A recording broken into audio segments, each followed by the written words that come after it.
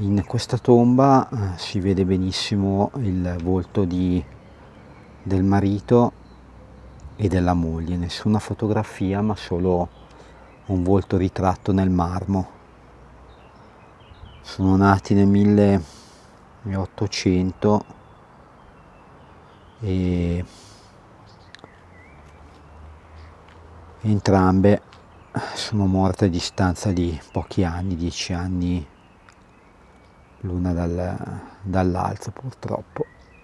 Qua più avanti c'è anche qui una tomba, diciamo, abbandonata. Qua sembra che da parecchio tempo che non viene più nessuno, non si legge più praticamente più nulla. Adesso vado a fare un giro da un'altra parte, vediamo se c'è qualcos'altro. Beh, anche queste due qua, Pietro Valcamonica, tutta la famiglia Valcamonica, morta a inizio del 1900. Qui c'è una tomba un attimino messa un po' non meglio, perché comunque c'è anche il coperchio spostato, però sembra un po' più pulita, mentre questa è proprio tutta nera, non si legge praticamente più nulla, è completamente abbandonata, ma è molto grande. Continuo un po' il percorso.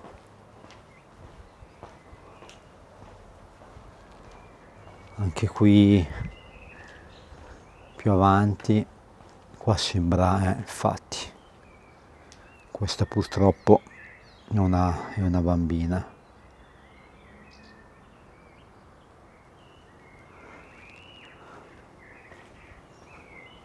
Qua anche qua tutti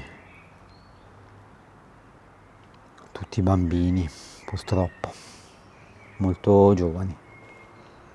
Infatti gli angioletti che indicano la scomparsa prematura. Questa è un po' la parte un po' vecchia. Anche questa è completamente abbandonata.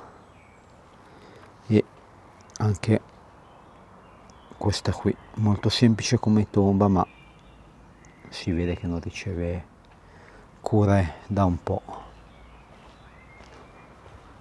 Proseguo, ma questa dovrebbe essere la zona con le lapidi un po' più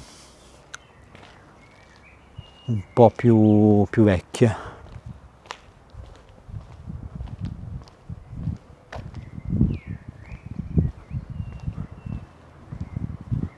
Continuo, anche questa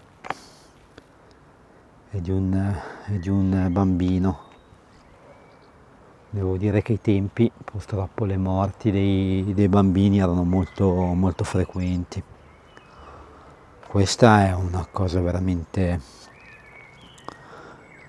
micidiale come tomba. Qui c'è Carlo Pirovano, qui c'è la moglie e qui c'è il figlio, ma è veramente lasciata all'incuria. Anche questa è molto grande, ma sembra quasi un velo posto sopra, quasi un velo appoggiato di marmo, però non si legge più nulla. Ecco, questa tomba in modo particolare l'ho trovata molto molto strana, perché allora la strada praticamente è questa ed è asfaltata, mentre loro sono non messi di lato ma messi di fronte alla strada, senza praticamente nessuna foto. È la famiglia Longhi e non si legge, forse 1886 sono morti, c'è il ritratto del marito e della moglie, però la cosa strana è che è rivolta verso l'ingresso, quindi qua molto probabilmente una volta doveva esserci una strada che passava qua in mezzo, che passava praticamente qua sotto per andare di là, e quindi guarda verso l'entrata. Non so come mai è stata rivolta da quella parte. Se vado di qui e vado anche dietro non c'è praticamente nessun segno, una lapide, una tomba di due persone morti nella fine del 1800. Guardate anche come massiccio il cancelletto qua a protezione appunto di questo monumento. Molto strano, cioè sembra quasi che guardano l'entrata, ma oppure che una volta qua c'era un passaggio completamente diverso, il cimitero ha cambiato un po' conformazione nel tempo. Adesso continuo e vado verso di qua. Anche questa è fatta così, però qui al contrario delle altre abbiamo delle foto anche lateralmente, però sono comunque tutte rivolte verso l'entrata. Infatti se guardiamo anche la persona raffigurata in questo monumento, possiamo proprio vedere che è rivolta verso l'entrata. L'anima di Consonni Paolina, vedova Origgi, donna pia caritatevole, religiosissima, rassegnata al divin volere, incontrò serena la morte nel 1890, più o meno l'età di quegli atti. Non so se una volta si usava magari mettere il volto, comunque il monumento rivolto verso l'entrata.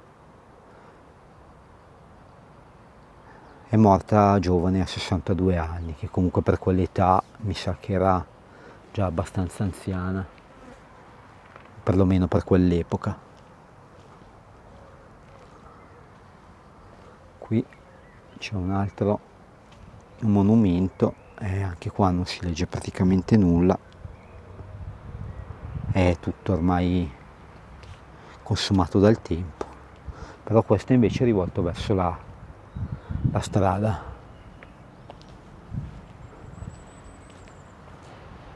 Questo qui addirittura c'è una firma, si legge Minasi, molto probabilmente è stato lo scultore che ha diciamo fatto questa lapide. Qua si vede un volto, Besana Paolo, i figli, quindi qua dentro c'è solamente una persona, sembra una persona benestante, distinta, comunque, anche perché all'epoca per fare un monumento del genere sicuramente non era per tutti. Adesso vado dall'altra parte, che anche qui ho visto altre cose, altre tombe.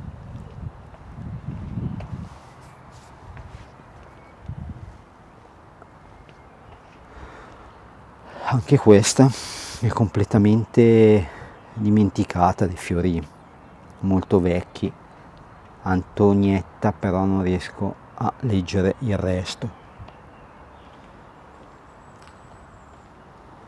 Questa invece è piuttosto piccolina.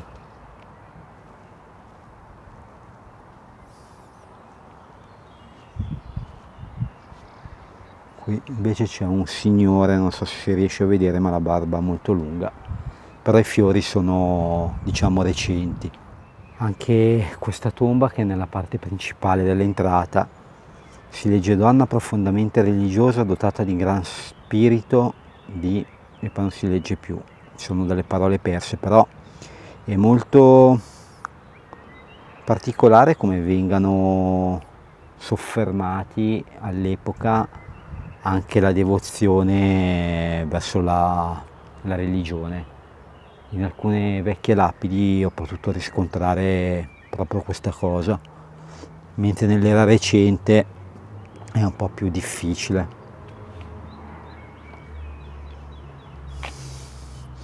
Sento un profumo di rose, infatti no, ma sembrano di plastica comunque.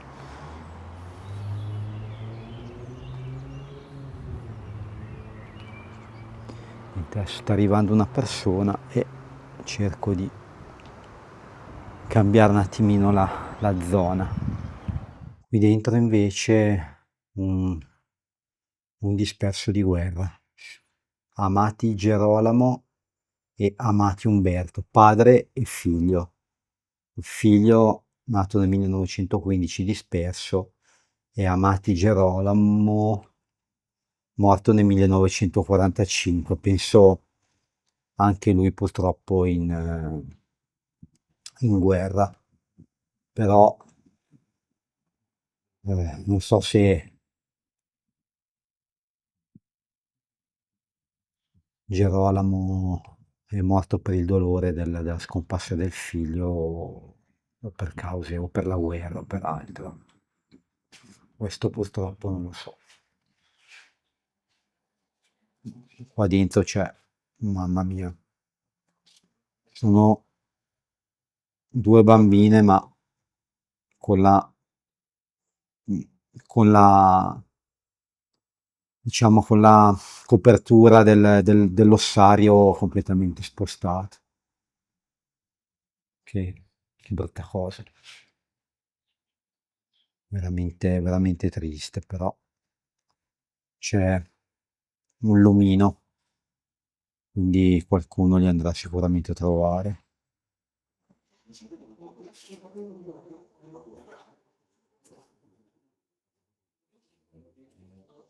Qui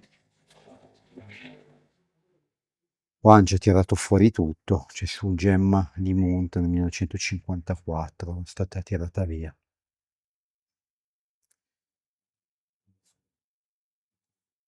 Boh, una serie di luminarie.